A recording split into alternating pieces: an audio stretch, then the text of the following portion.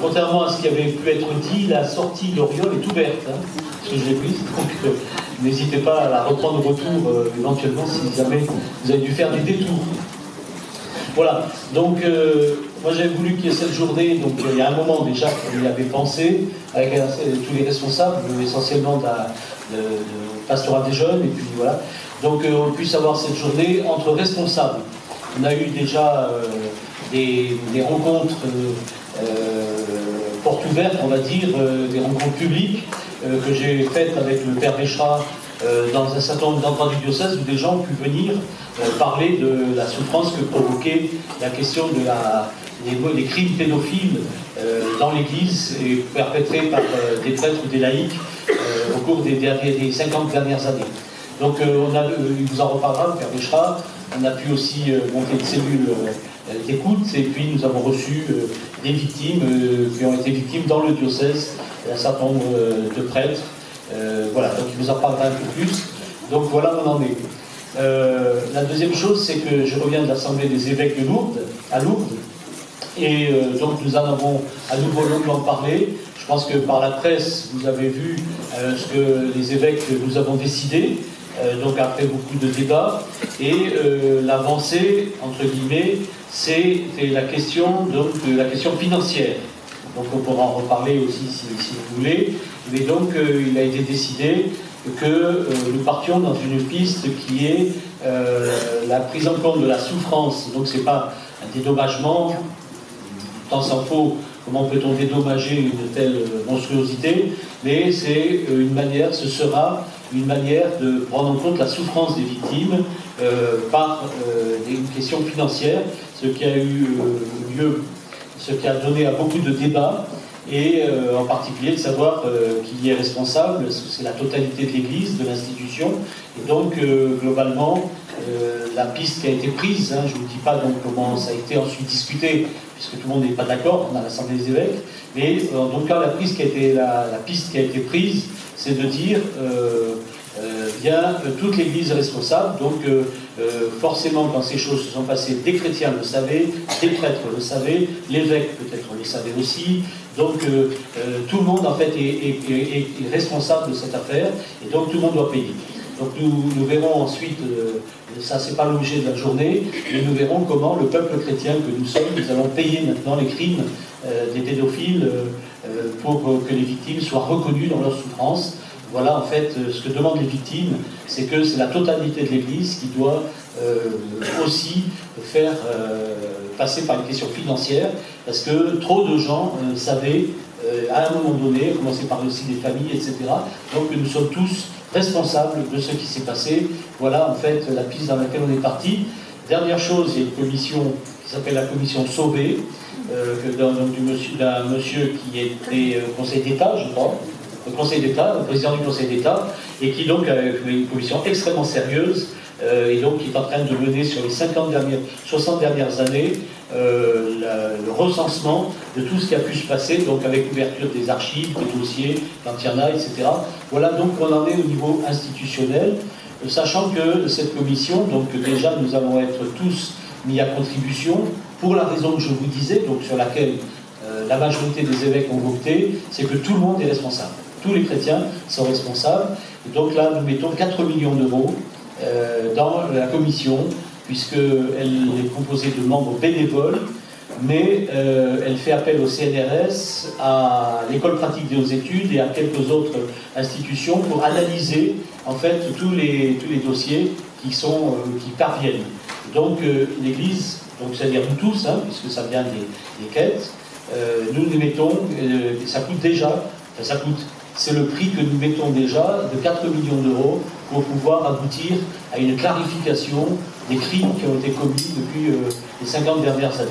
Voilà, donc vous savez, au niveau institutionnel, pour ouvrir cette journée, et je vais le faire rapidement parce que je pense qu'il y a une question derrière du temps, je repartirai simplement de ce qu'a dit le pape, puisque le problème est mondial, et donc de ce qu'a dit le pape dans une conférence qu'il a organisée à Rome, au niveau mondial, c'était en février 2019, cette année. Nous devons donc prendre, dit-il, et vraiment je le prends pour notre diocèse, puisque la vérité c'est pas ailleurs, c'est ici, nous devons prendre toutes les mesures pratiques que le bon sens, les sciences et la société nous offrent. De même, nous ne devons pas perdre de vue cette réalité de la pédophilie et prendre des mesures spirituelles que le Seigneur lui-même nous enseigne. Donc c'est une question spirituelle, c'est aujourd'hui. Humiliation, accusation de nous-mêmes, prière et pénitence, dit-il. C'est le seul moyen de vaincre l'esprit du mal. Je répète, humiliation, accusation de nous-mêmes, prière et pénitence. C'est ainsi que Jésus l'a vaincu, le mal.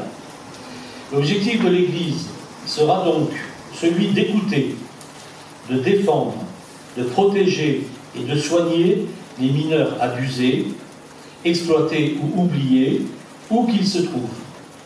L'Église, pour atteindre cet objectif, doit se mettre au-dessus de toutes les polémiques idéologiques et politiques journalistiques qui instrumentalisent souvent pour des intérêts divers, même les drames vécus par les petits. L'heure est venue, par conséquent, de collaborer ensemble, ce que nous faisons aujourd'hui, pour éradiquer cette brutalité du corps de notre humanité en adoptant toutes les mesures nécessaires déjà en vigueur au niveau international et surtout au niveau de l'Église. L'heure est venue donc de trouver le juste équilibre pour donner à cette grave question les réponses que l'Église doit donner. 4 points. D'abord, la protection des enfants, fondamentale. L'objectif premier de toute mesure est celui de protéger les petits et d'empêcher qu'ils soient victimes de tout abus, psychologique et physique. Il convient donc de changer les mentalités pour combattre l'attitude défensive et réactive qui vise à sauvegarder l'institution au bénéfice d'une recherche sincère et décidée du bien de la communauté et en donnant la priorité aux victimes des abus dans tous les sens du terme. Doivent toujours être présents sous nos yeux les visages innocents des petits, rappelant la parole du Maître Jésus, celui qui est un scandale, une occasion de chute, pour un seul de ces petits qui croient en moi, il est préférable pour lui qu'on lui accroche au cou l'une de ces meules que tournent des ânes et qu'il soit englouti en pleine mer. Malheureux, dit Jésus, le monde à cause de ces scandales. Il est inévitable qu'arrivent des scandales, cependant malheureux celui par qui le scandale arrive. Matthieu 18, 6, 7. Protection des enfants. Deuxièmement, un sérieux irréprochable, ce que nous cherchons ensemble. Je voudrais, dit le pape, redire ici que l'Église ne se ménagera pas pour faire tout ce qui est nécessaire afin de livrer à la justice quiconque aura commis de tels délits contre l'humanité. L'Église ne cherchera jamais à étouffer ou à sous-estimer aucun cas. En raison de sa conviction, les péchés et les crimes des personnes consacrées se colorent de teintes encore plus sombres d'infidélité, de honte, et ils déforment le visage de l'Église en minant sa crédibilité. En effet, l'Église ainsi que ses enfants fidèles est aussi victime de ces infidélités et de ces véritables délits de détournement de mineurs. Sérieux et irréprochable. Troisièmement, appel à une véritable purification. Malgré les mesures prises et les progrès faits en matière de prévention des abus, il convient d'imposer un perpétuel et renouvelé engagement à la sainteté des pasteurs, dont la configuration au Christ bon pasteur est un droit du peuple de Dieu. On rappelle donc la ferme volonté de persévérer dans toutes ses forces sur la route de la purification. L'Église doit s'interroger sur comment protéger les enfants à tous les niveaux. Comment se fait-il que le peuple de Dieu ait fermé les yeux ou n'ait rien entendu ou rien vu? Comment éviter de telles catastrophes? Comment soigner et réintégrer les victimes? Comment renforcer la formation dans les séminaires? On cherchera à transformer les erreurs commises en opportunités pour éliminer ce fléau non seulement du corps de l'Église, mais aussi de toute la société.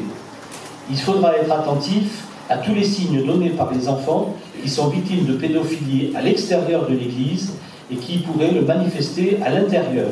Si l'Église est sourde à cela, elle a raté sa mission. La sainte crainte de Dieu nous porte à nous accuser nous-mêmes, comme personne et comme institution, et à réparer nos manquements. S'accuser soi-même, dit le pape, c'est un début de sagesse lié à la sainte crainte de Dieu.